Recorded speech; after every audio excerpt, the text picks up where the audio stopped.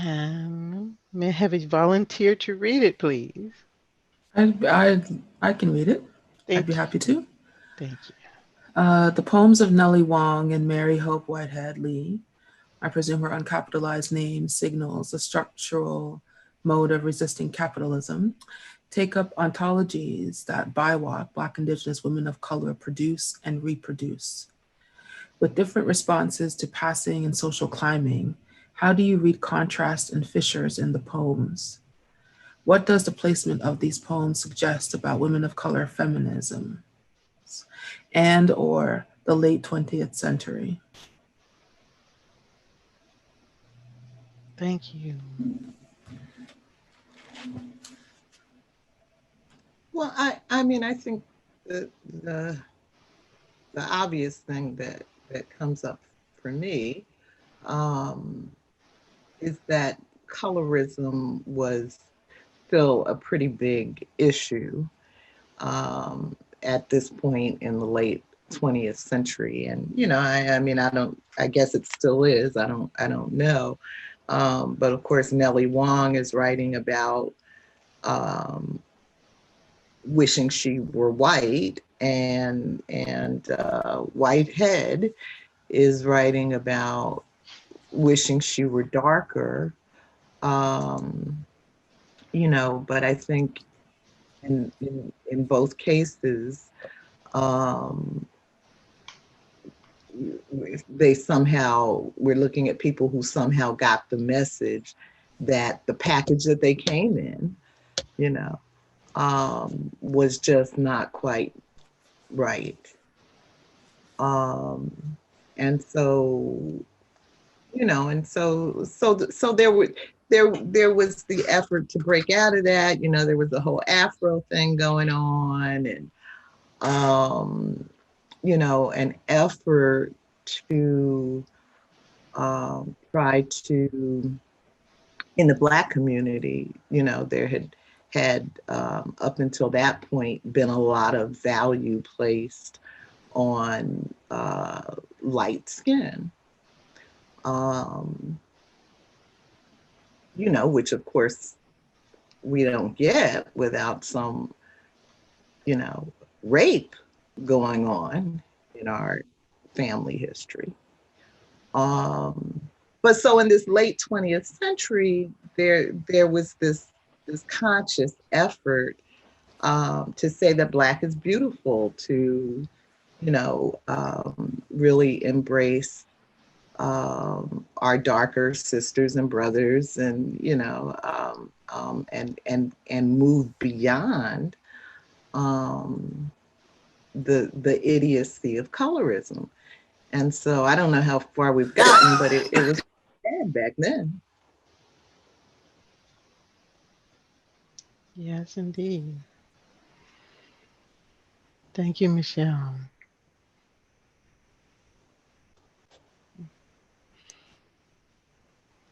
Does someone have an additional comment for question 2?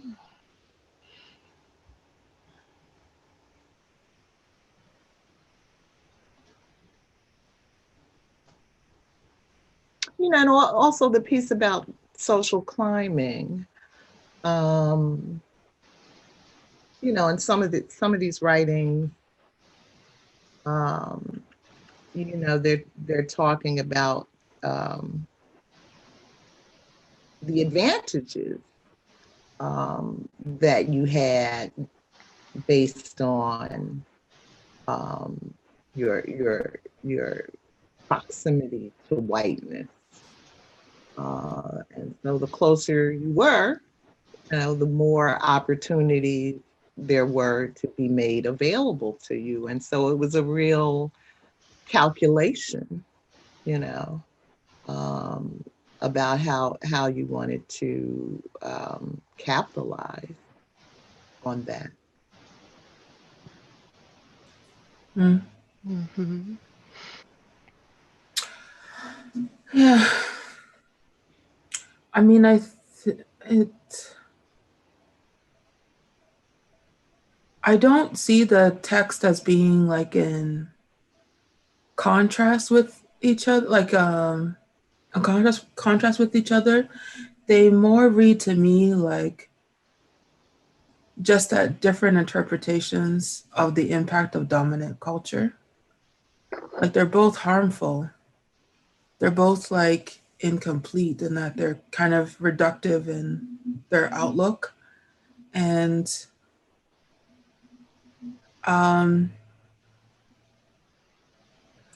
yeah,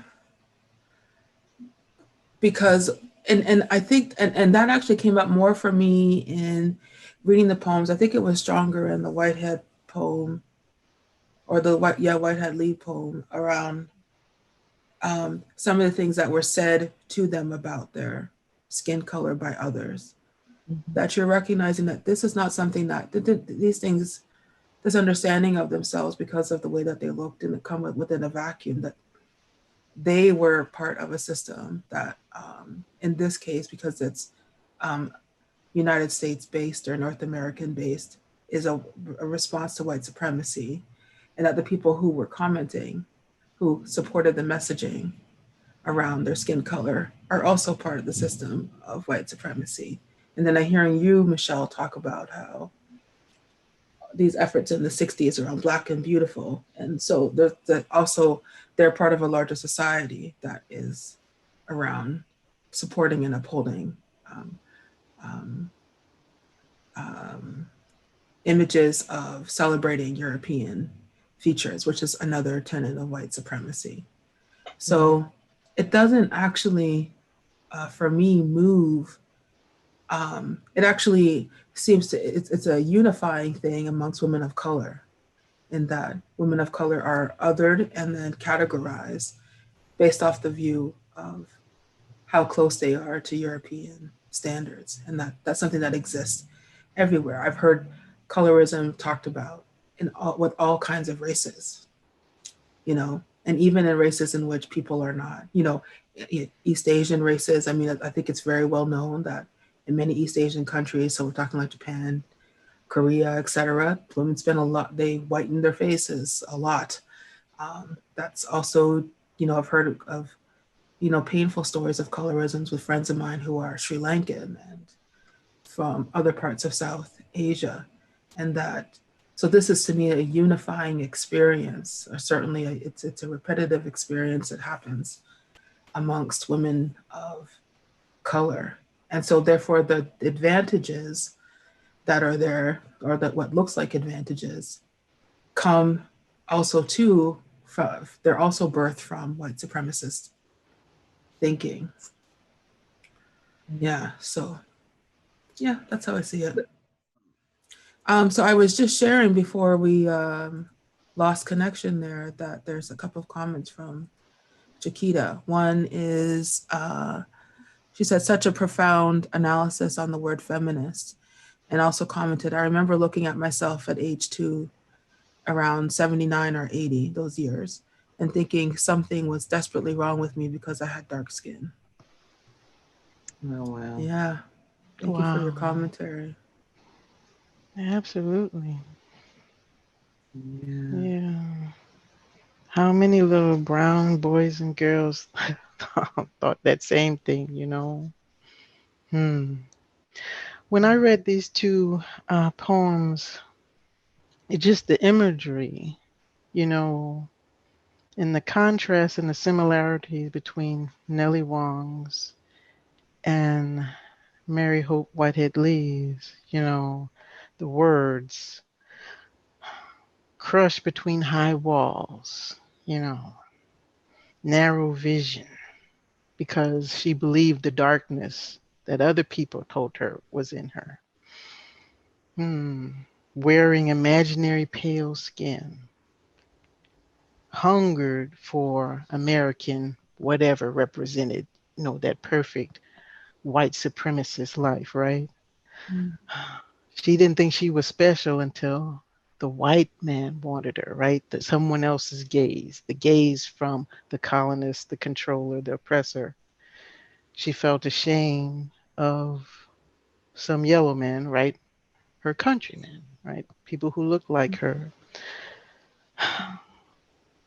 She felt like the shell of her soul was white. Now that right there, the shell of her soul. So her soul, she's talking about what being encapsulated, right? Her soul can't even fly free because of of an idea that's been placed on her about what's valuable.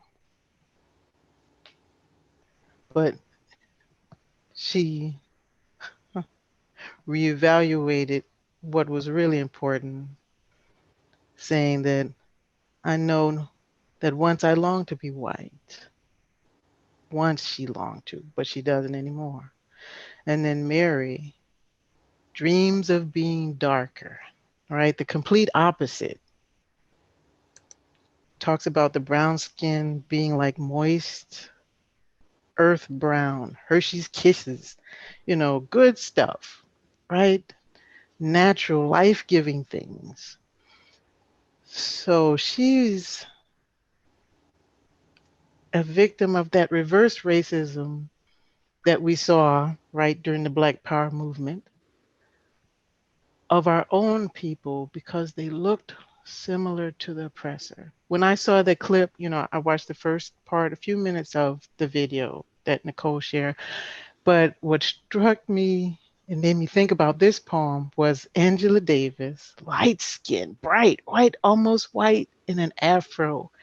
And then the stories I remember hearing about how they would say, oh, you're not black enough. And the sisters who were light skinned in the Black Power movement were shunned, because it's still a power struggle. What about how I look doesn't tell you and express to you how my humanity? Stop trying to define me by how I look. Look at my heart, you know? So, and then the last part of Lee's poem here, the man she married, because he was the first one to ask her, right? he she afraid nobody else would. Said he thought he was going to have to marry himself white because he couldn't find no colored girl who was intelligent enough. But she was the next best thing, right? What kind of shit is that? You don't really want me then, do you? Go on. Right, Okay. I can do right, better by myself. right, right, right. Right. So all the the negativity from others embraced and made a part of you from a small child. Yeah. It's a long, hard road to overcome, to get Mhm. past, to grow up, grow out from, release these shackles and realize I'm worth what I say I'm worth, not what you do, Right, whoever you may be. So right. yeah, those those are some really two powerful poems. Definitely. Yeah. I love what you're speaking to, Georgette, because it kind of like, I find that those phrase, like the phrase "black is beautiful" to me is problematic because it again is, it's so anemic, and it doesn't recognize humanity. It's one slogan laid on top of the other hateful slogans. Do you understand what I'm saying? And Yeah. yet I recognize its usefulness in terms of the times that it exists, but it doesn't, it's the same way, like it's the same way I don't like hearing descriptions of women of black skin, like, comparing it to like chocolate or any of that shit. Like it's like, it's very superficial. It doesn't recognize the humanity of the person that's under, that is there, that is present, right? It makes the object of the conversation, of the engagement, be around how somebody looks, including the color of their skin. And so, yes, a negative message that like anything that's not European is dirty, it's a terrible message.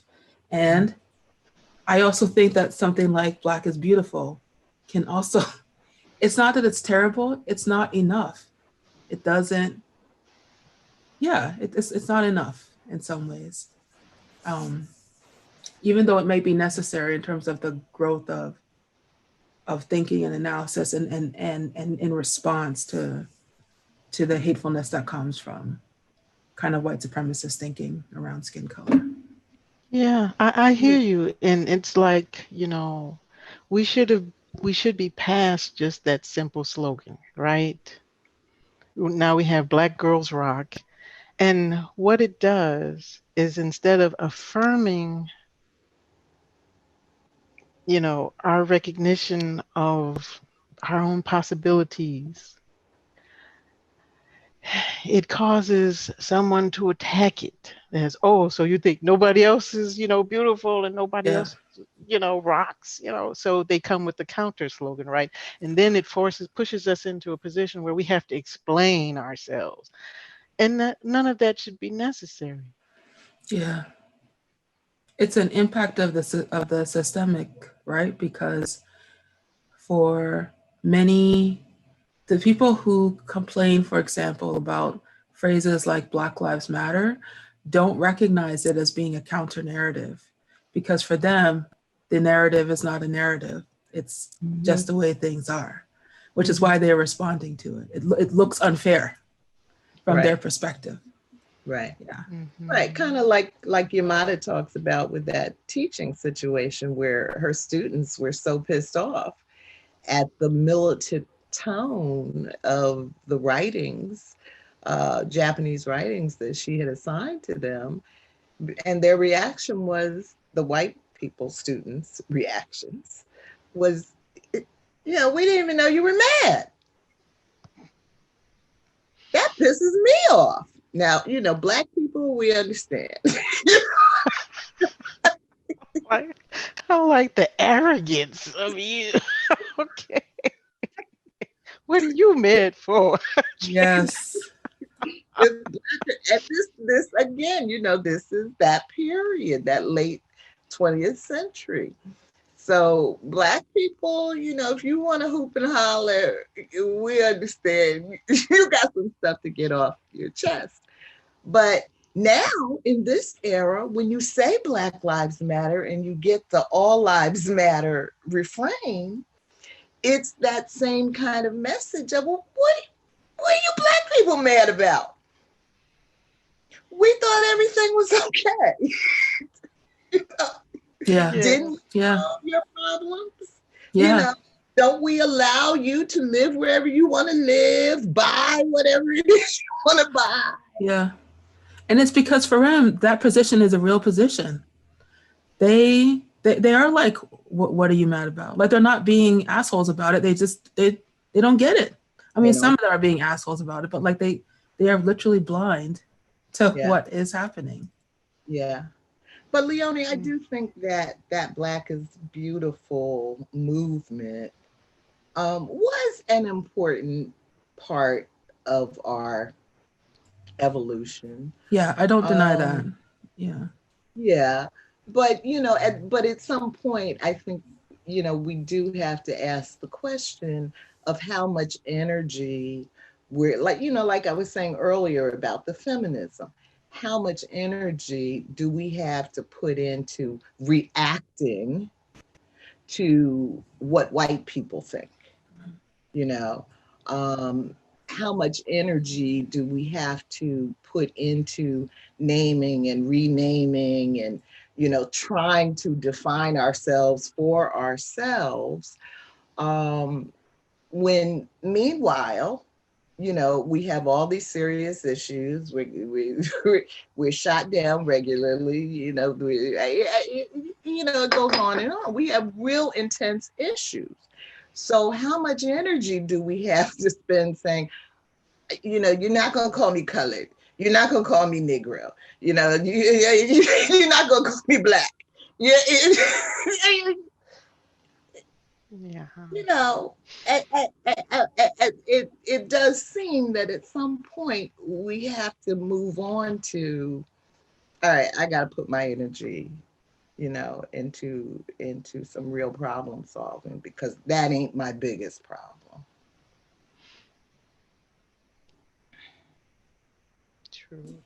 Missing your voice, Kim. Yes. I guess I was thinking about the term "Black is beautiful" and how important I feel that it is. If you take a historic gaze at the fact that depending on what your skin color was, it actually determined whether or not you were free or not. And it also could determine your economic status. So colorism was this life or death thing.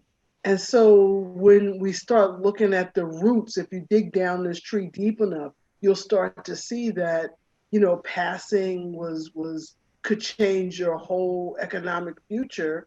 And, if you look at the American Constitution, when they start talking about who's black, who's not black, we are, what is it, 3/5 of a human being. So I think these two poems just kind of say their grandparents, their grandchildren to other poems. That they were looking at a little slice of this pie, and it's so much bigger than um, these two poems. And I'd love to be at a point where we can say that we're past this conversation. For me personally, I just am always struck with the complexity of colorism and how I remember when I was parenting, my daughter was very little, and they were saying how a child spends the first year of their life getting to know their mother's face. So depending on what that mother feels about her skin tone and her face and that child's face, those things are then embedded in that child. So whether or not I have a slogan or not, it's already in there. And then when your family has issues with color that they pile on your plate, and then your community has issues that they pile on your plate, and then the media and the country that you're in piles issues and ideas of what your worth and your value is based on how you present yourself in terms of your skin tone. I just find this all to be so complex. And then you look at the duplicity of the same messages that you are receiving. So on one hand, someone's saying black is beautiful, but they're using you and your black skin as a token because you are a fashion statement in the 60s. You might open doors because you the flavor of the month because you were dark enough. But at the same time, when it comes to who's getting married and hair straighteners and all this stuff that you need to do, it's just like we're talking a good game, but the overarching gaze and what is beautiful to the oppressor kind of rules out. So I love the black, say it loud, I'm black and I'm proud, because prior to that, little black girls got teased for being black. So it wasn't that we hated ourselves or our skin tones. Everybody hated our skin tones. And it was just so much teasing. Blackie the bear, you look like an ape, you look like a monkey.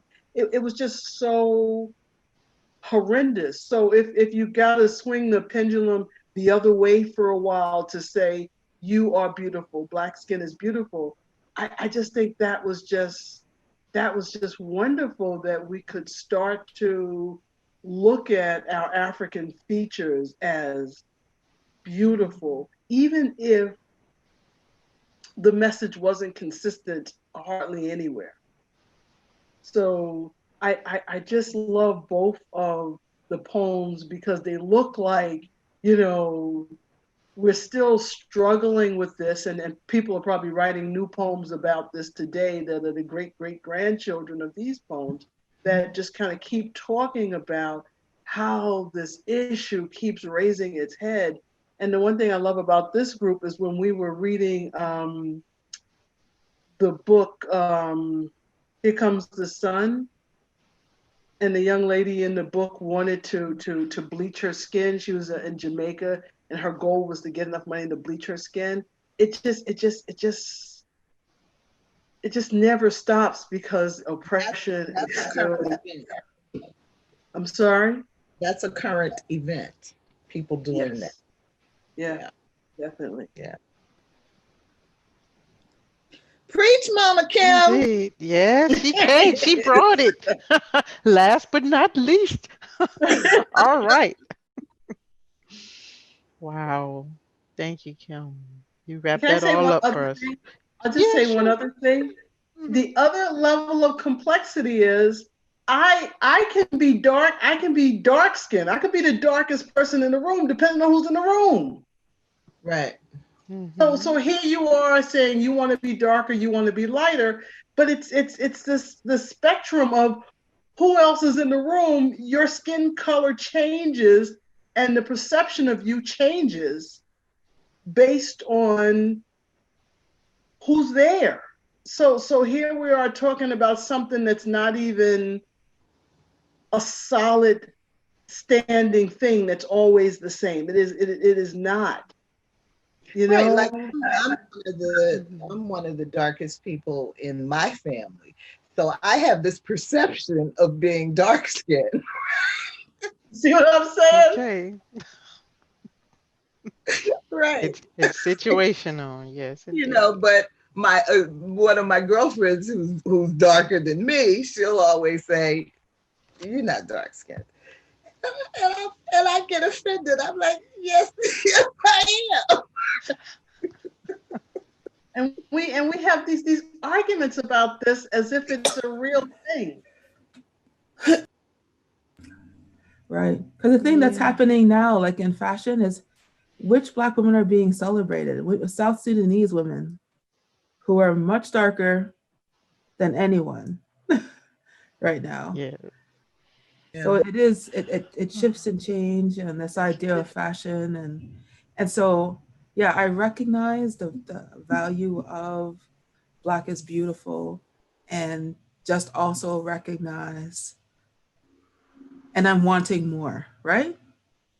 Yeah. Yes. That's all. Yeah, Yeah. Because it's yeah. like you watch like Black beauty bloggers or even like Black celebrities, and it's like they all they all show you how to make your nose look smaller. That is a self-hating thing.